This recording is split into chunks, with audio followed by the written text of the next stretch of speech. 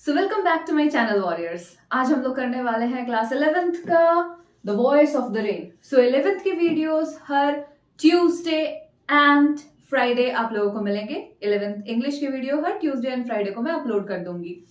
सो ये चैप्टर जो है the voice of the rain, ये किसने लिखा है? तो वॉल्ट व्हिटमैन ने।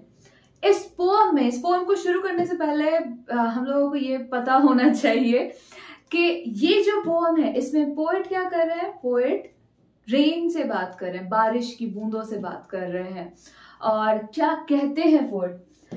And who art thou said I to the soft falling shower. यहाँ पर हमारे पोएट पूछ रहे हैं आप कौन है? ये शॉवर से पूछ रहे हैं, बारिश से पूछ रहे हैं कि आप है कौन? Who are you? Thou is for you. Who are you? Which, strange to tell, gave me an answer as here translated. तो यहाँ पर बोल रहा है पोएट कि बहुत ही अजीब सा लगेगा ये सुनने में, लेकिन उस रेन ने मुझे आंसर दिया, और जो कि मैं यहाँ पर ट्रांसलेट करके बता रहा हूँ। क्या आंसर मिला मुझे उस रेन से? I am the poem of earth, said the voice of the rain. और रेन कहता है, बारिश कहती है कि मैं अर्थ की कविता हूं, मैं पृथ्वी की कविता हूं। Eternal I rise, impalpable, out of the land and the bottomless sea. तो यहाँ पर ये बता रही है, ये बारिश बता रही है कि कैसे कैसे बारिश इवापोरेट होती है, इवापोरेट होकर उठती है ऊपर की तरफ, आसमान की तरफ। इम्पैल्पेबल का मतलब होता है ऐसी चीज जिसको हम महसूस कर सकते हैं, देख छूकर समझ महसूस नहीं कर सकते या देख भी नहीं सकते, बट वो हो रही होती है। इवापोरेशन होते हुए हम नहीं देख सकते, हम छू नहीं सकते, महसूस नहीं कर सकते। So impalpable is unable to be felt by touch, जिसको हम छूकर महसूस नहीं कर सकते। Out of the land and the bottomless sea, जमीन से पानी इवापोरेट हो रही होती है। बॉटमलेस सी, बॉटमलेस यहाँ पर हाइपरबोले का यूज किया गया। बॉटमलेस मतलब बिना कोई अंत के, अंतहीन हमारा जो सी है वहां से भी इवापोरेट होती है पानी। फिर क्या है यहाँ पर? Upward to the heaven whence vaguely formed altogether changed and yet the same। तो हेवन तक पहुंच जाती है, हेवन के ऊपर लाइक क्लाउड्स बन जाती है, ऊपर जाकर क्लाउड बन जाती है, व्हेन क्लाउड्स बन जाती है, और ऑल टुगेदर पूरा फॉर्मेशन ही चेंज हो जाता है। लाइक पानी का फॉर्म बिल्कुल ही चेंज हो जाता है, क्लाउड फॉर्म में आ जाती है, लेकिन फिर भी वो अपने इटर्निटी को कभी भी नहीं छोड़ती। लाइक क्या होता है, पानी चाहे क्लाउड के फॉर्म में चली भी जाए, लेकिन बारिश होकर जब आती है वापस धरती पे तो वही पानी बनकर ही आती है। I descend to have the drought।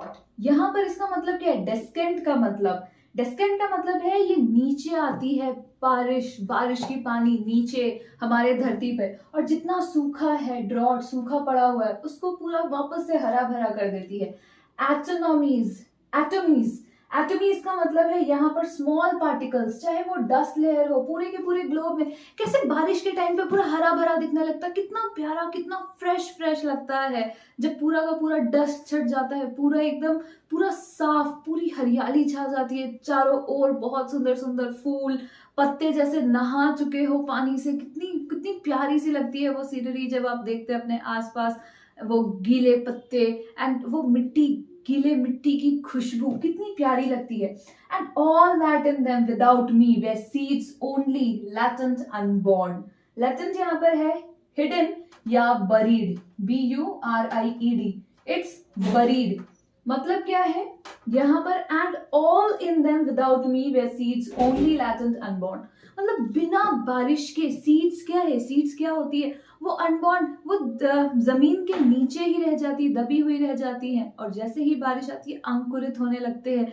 वो सीड्स क्या होते हैं? अंकुरित होने लगते हैं, और धीरे धीरे वो पौधे बन जाते हैं। वो सुंदर छोटे पौधे, घास और ये सारे बनते हैं बारिश की पानी की वजह से, बारिश की वजह से।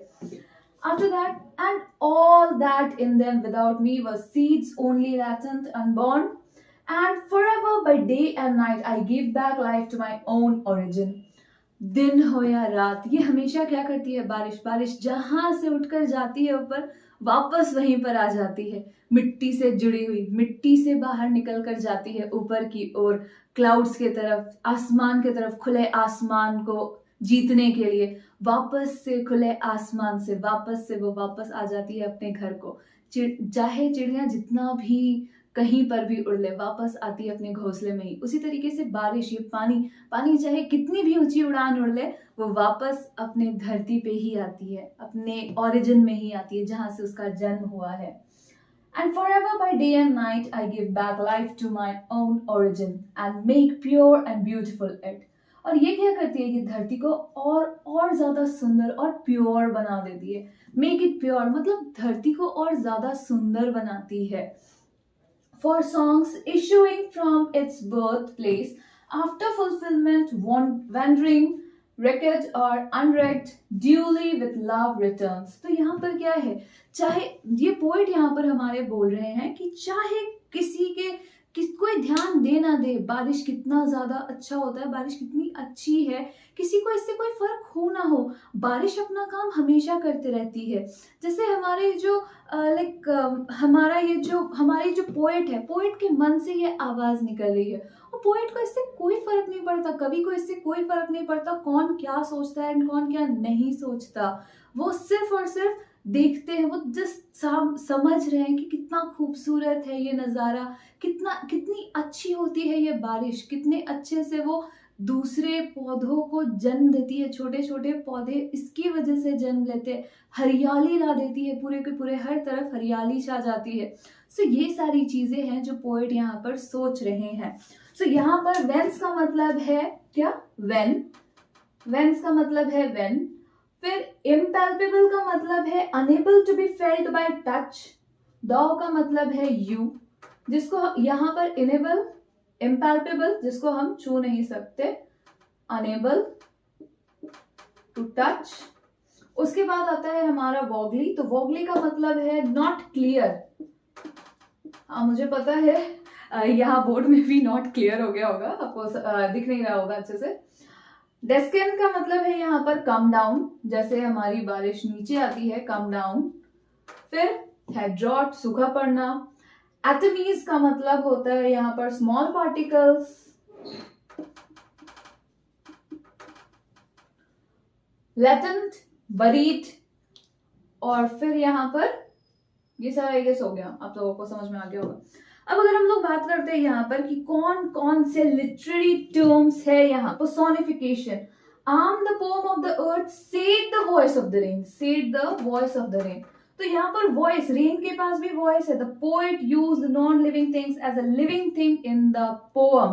तो यहाँ पर क्या है, पोएट क्या यूज कर रहे हैं, नॉन लिविंग थिंग को। रेन क्या है, नॉन लिविंग है, पर इसको एज अ लिविंग थिंग की तरह यूज किया जा रहा है, वॉइस। अब आवाज, नॉन लिविंग थिंग के पास भी आवाज, तो आवाज, ये जो आवाज लिया है इसको हम लोग कह रहे हैं क्या, कि ये है पर्सोनिफिकेशन। फिर अगर हम लोग बात करें दूसरे की, ये हो गया हमारा पर्सोनिफिकेशन। पर्सोनिफिकेशन ये है I am the poem of the अर्थ। ये जो लाइन है यहां पर ये है हमारा मेटाफर। मेटाफर क्यों, क्योंकि यहाँ पर इनडायरेक्ट कंपैरिजन किया जा रहा है पोएम का और हमारे रेन का। रेन और पोएम का दोनों का कंपैरिजन किया जा रहा है। I am the poem of the earth, that means rain is being compared to poem. इस वजह से यहाँ पर हम लोग क्या करते हैं, इसको मेटाफर लिखते हैं। जब भी हम लोग बिना एज लाइक के कोई भी चीज हम लोग यूज करते हैं तो उसको कंपेयर करते हैं, तो उसको हम लोग मेटाफर लिखते हैं। फिर है हाइपरबोले। हाइपरबोला कैसे, हाइपरबोले हो गया हमारा यहाँ पर बॉटमलेस सी। बॉटमलेस सी, बहुत ज्यादा बढ़ा चढ़ाकर जब हम लोग किसी चीज को बोलते हैं तो उसको हाइपरबोले कहा जाता है।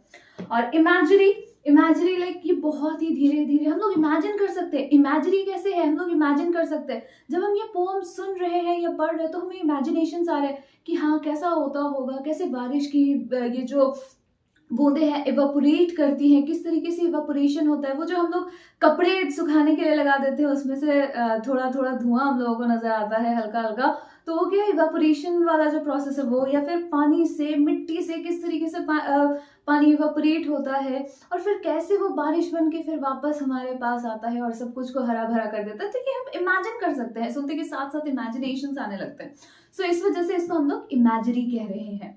अब ये सारा बोलते बोलते ये सारा का सारा पोएम करते करते मेरे दिमाग में एक गाना आ गया फॉर रेन के तरफ से। ये मौसम की बारिश, ये बारिश का पानी, ये पानी की बूंदे तुझे ही तो ढूंढे, ये मिलने की ख्वाहिश, ये ख्वाहिश पुरानी हो पूरी तुझी से मेरी एक कहानी। तो ये क्या है, ये रेन का आवाज है। रेन बोल रही है कि रेन जब मेरे बारिश की पानी बूंदे कहाँ से मिलती है, हमारे अर्थ से मिलती है, तो इसकी कहानी पूरी हो जाती है। ये जिस तरीके से इसका ओरिजिनेशन हुआ है वो वापस से वैसे ही उसी जगह पर अपने ओरिजिन में आ जाती है। तो मैंने जस्ट थोड़ा सा इसको अलग डिफरेंट मीनिंग दे दिया है। सो आज के लिए बस इतना ही, मिलते हैं अगले वीडियो में। So that's all for today. Thank you very much. Stay tuned.